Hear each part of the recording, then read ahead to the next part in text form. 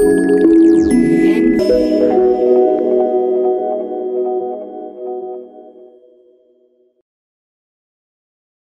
दोस्तों, welcome to MBA trainer. मैं हूं सौरभ ठाकुर। स्वागत आप सभी का हमारे आज के सेशन में।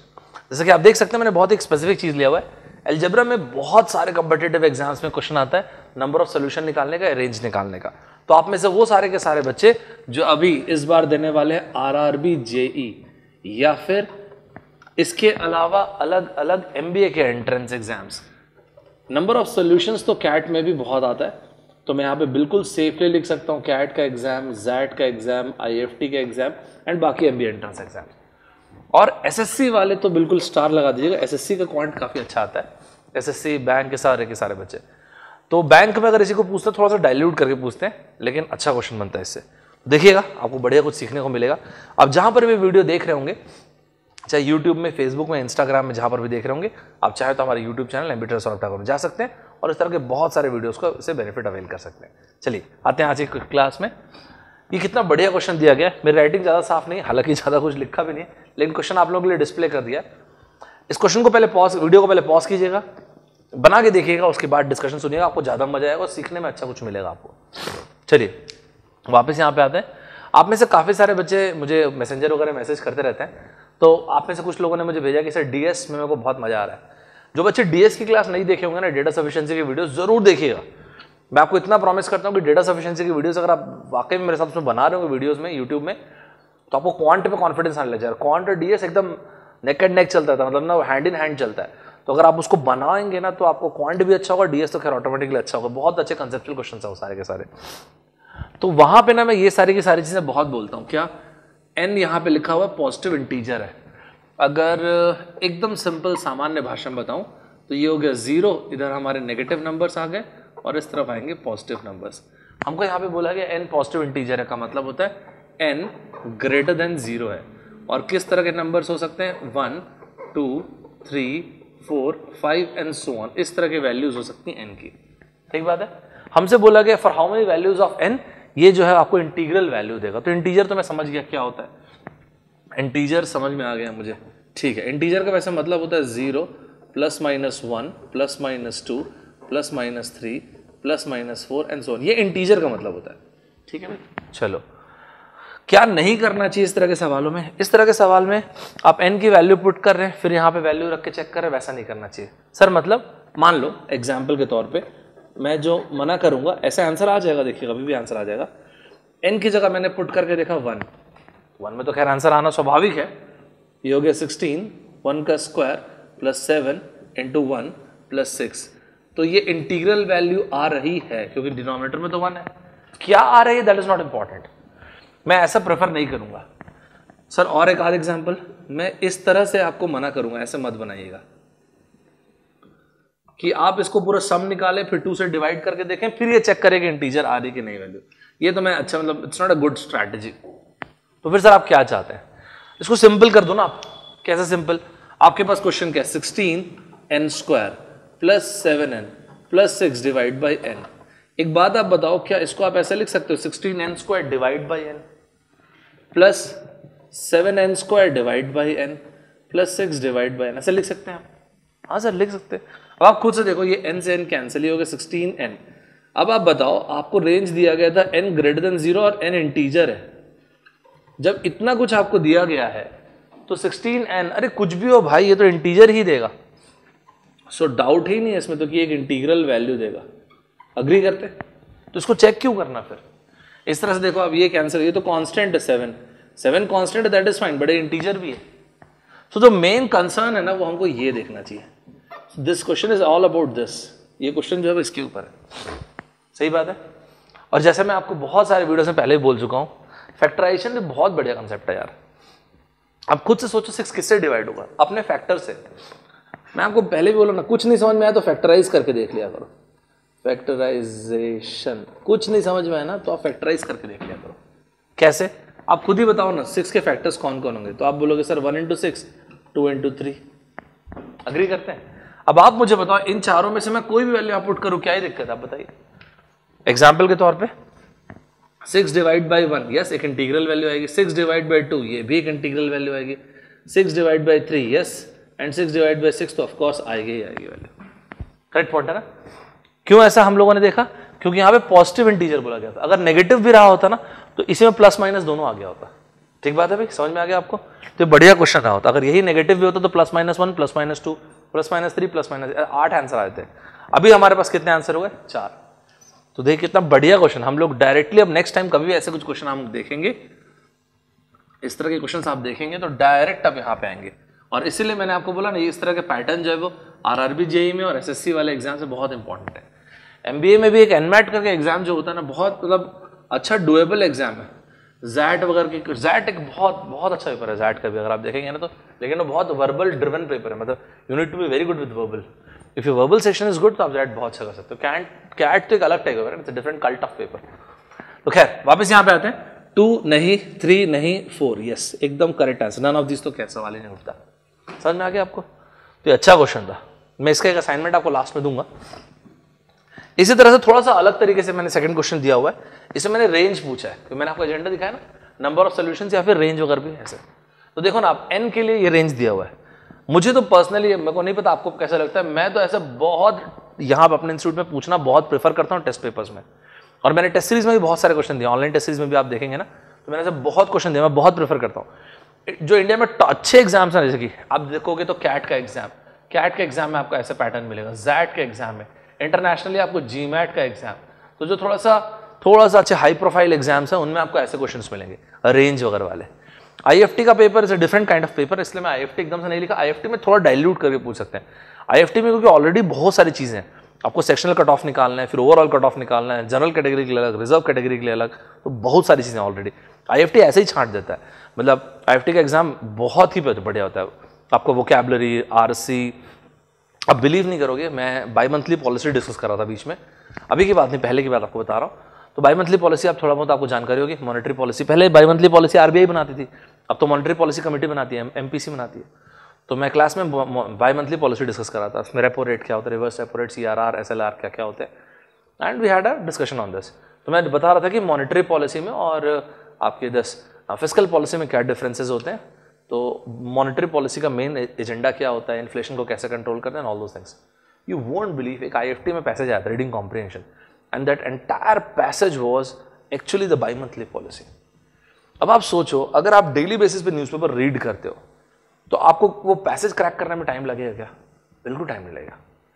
If you are well aware what is repo rate, what is CRR, what is SLR, what is this reverse repo rate, bank rates क्या होते हैं, अगर आपको थोड़ा ये आइडिया है, काट मशीन टाइप बनेगा।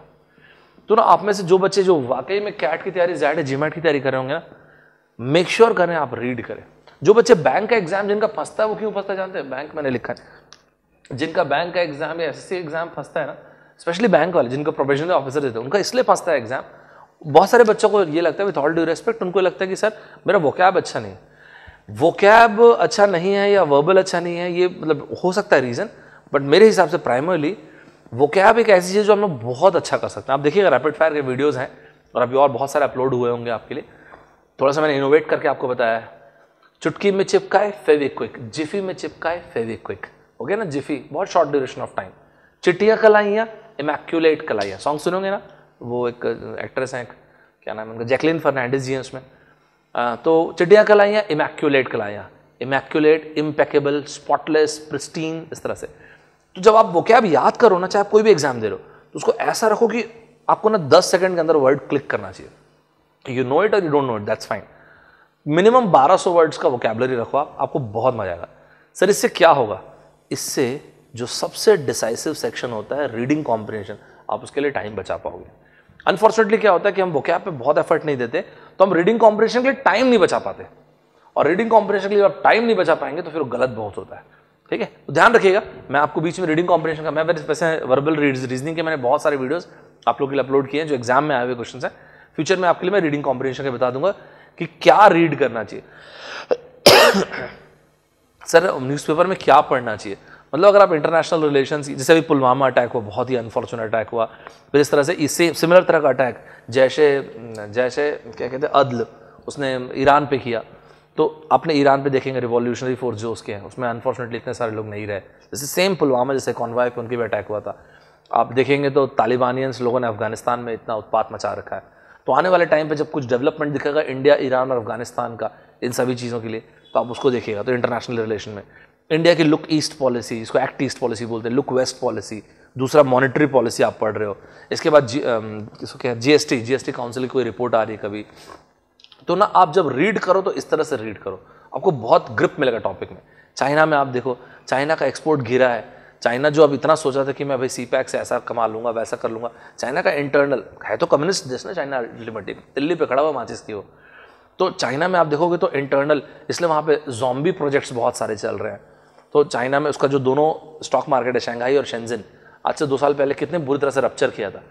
तो चाइना का अपना बबल है उसका भी, ठीक है।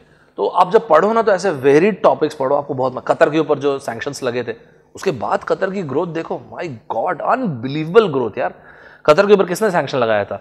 कतर के ऊपर लगाया था इसने सऊदी अरेबिया ने, बहरीन ने, यूएई ने और इजिप्ट ने। पिछले 1.5 साल में 16 महीने में कतर की ग्रोथ देखो आप। खशोगी हत्याकांड जो होता, ये सब आप ऐसे अलग अलग टॉपिक पढ़ोगे ना, जैसे कि मिस्टर ट्रंप, अगर आप देखोगे तो मिस्टर ट्रंप के ऊपर मैंने एक वीडियो बनाया था, आप इसी चैनल में देखिएगा। इसी तरह से मैंने फर्टिलिटी रेट जो दुनिया में गिर रहा है, इससे क्या एक्सट्रीम हो सकता है, उस वीडियो का मैंने टाइटल रखा था, मतलब मेन जो चीज़ बताया है, let's imagine a world with more grandparents than grandkids. देखिएगा आप, तो आप ना ऐसे अलग अलग टॉपिक पढ़ोगे तो आपका रीडिंग कॉम्प्रिहेंशन अगर बहुत अच्छा होगा। फ्यूचर में आपसे डिस्कस करता हूँ मैं, ठीक है। चलो एक बार यहाँ जाओ मस्त से, इसको थोड़ा सा यार मैं सिंपल मतलब स्टेप बाय स्टेप बताऊंगा।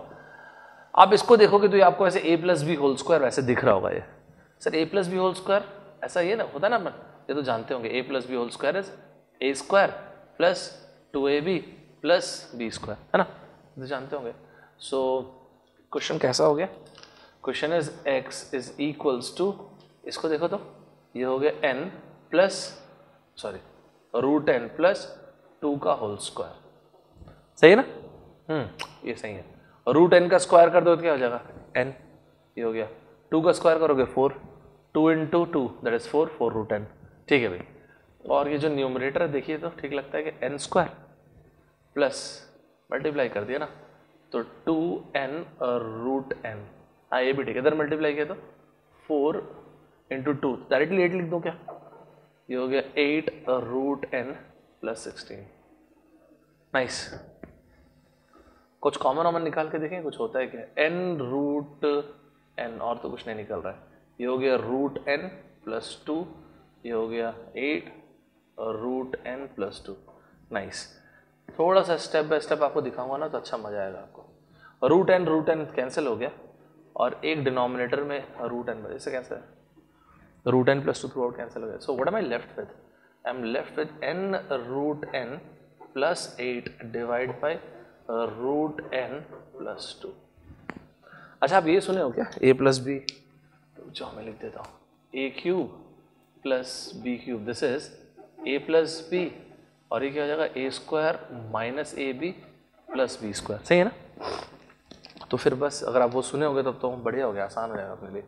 इसको जैसे अगर आप देखोगे तो ये है क्या चीज़, n⁻³ दिस इज 2³, ठीक है, this is √n plus 2, a³ plus b³ हो गया, a³ प्लस b³ ऊपर लिखते हैं ना, तो देखिएगा आपको अच्छे से। तो आप बोलोगे √n प्लस 2 a², इसका स्क्वायर करेंगे, √n का square is n minus 2 into √n, 2 into √n plus 2 square 4। बढ़िया है ना ये वाला point? This is √n plus 2, cancel out हो गया, ठीक है। अच्छा क्वेश्चन था, लेकिन अभी भी काफी अच्छा क्वेश्चन है। n माइनस 2 √n प्लस 4, ये हमारे पास बचा है। So this is what x is. See now the point is range. n की रेंज क्या थी क्वेश्चन में? n की रेंज थी 36, ऐसा थे, तो पुट भी तो करो भाई।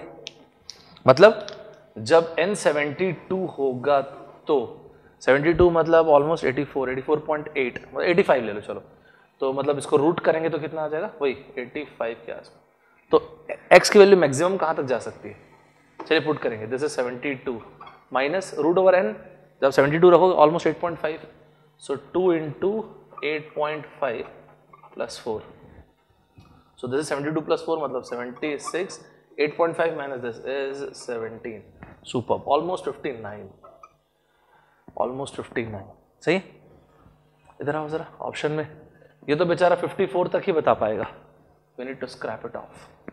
ये तो 58 से नहीं यार, हाँ 64 से कम, मतलब 59 इसके अंदर आएगा, 60 से कम, हाँ 59 इसमें भी आएगा, तो या तो आंसर इसका सी होगा या तो डी होगा। ठीक बात है ना। चलो नेक्स्ट, इसी तरह से आप n की वैल्यू रखते हो 36, चलो n की वैल्यू 36 रख के देख लेते हैं। n is equals to minimum value 36 n की, x को चेक करें, x की value this is 36 minus 2 root 36, root 36 मतलब 6 plus 4, 36 plus 4 40 minus 12, answer is 28। ठीक है, x की वैल्यू 28 चेक करें, x की वैल्यू, अरे इसके हिसाब से तो यार गड़बड़ हो गया ना, ये तो ग्रेटर देन 28 हो गया, लेकिन 28 भी तो चाहिए, रिजेक्टेड, ये आंसर था ना। अच्छा क्वेश्चन था ना। नेक्स्ट क्वेश्चन, तो ये ना सिर्फ इसलिए मैंने दिया था कि इनइक्वालिटी है, रेंज वाली चीज है, तो ये मतलब मैं तो बहुत प्रेफर करता हूँ ऐसे एग्जाम अगर मैं देना क्वेश्चन को, इट्स नाइस क्वेश्चन, थोड़ा सा स्टेप बाय स्टेप लिख के समझाया, इसलिए समय लगा, इससे तेज हो सकता था। स्पेशली ध्यान रखें a plus b whole cube, a cube plus b cube, a plus b whole cube, इस तरह की चीजें काम आती हैं, राइट। तो ये था आज का हमारा डिस्कशन। समय किस चीज का आ चुका है, स्टूडेंट धर्मा। ये रहा स्टूडेंट धर्मा आपके लिए, ये रहा क्वेश्चन जो कि असाइनमेंट है। इस असाइनमेंट क्वेश्चन को बढ़िया से कमेंट बॉक्स में बताइएगा कि इसका आंसर आपका क्या आया। मुझे कमेंट बॉक्स में ये भी बताइएगा इस वीडियो से आपको कुछ लाभ हुआ कि नहीं, जो हम वीडियोस आपके लिए बना रहे हैं इसको आपको मजा आ रहा है कि नहीं, कोई फायदा हो रहा है कि नहीं, प्रिपरेशन में कुछ बूस्ट मिल रही है कि नहीं। अगर आपको वीडियो मजा आया, आपको कुछ फायदा हो, कुछ सीखने को मिला हो तो लाइक भी कर सकते हैं, वो भी और अच्छी बात है, अच्छी बात है। अपने दोस्तों के साथ शेयर भी कर सकते हैं, और कोई टॉपिक में अगर प्रॉब्लम फेस कर रहे हो तो भी बता सकते हैं। किसी को वर्बल में स्पेशली प्रॉब्लम होगा तो मुझे जरूर बताइएगा, वो मेरे फेवरेट सेक्शंस में आता है वर्बल। एंड एक प्रॉब्लम होती है sir, what should I read, everybody says like we should read, but what am I suppose to read. अगर ये वाली प्रॉब्लम भी होगी तो ही मुझे बताइएगा, एल्स अदरवाइज मैं फ्यूचर में वर्बल आप लोगों से डिस्कस जरूर करूंगा। अभी तो वैसे मैं वर्बल रीजनिंग और वोकैबुलरी आपके साथ डिस्कस करता ही हूँ, राइट। C you then. तो मैं सौरभ ठाकुर आप सभी लोगों से विदा लेता हूँ, फिर से मिलते हैं नेक्स्ट क्लास में। Bye bye everybody, take care.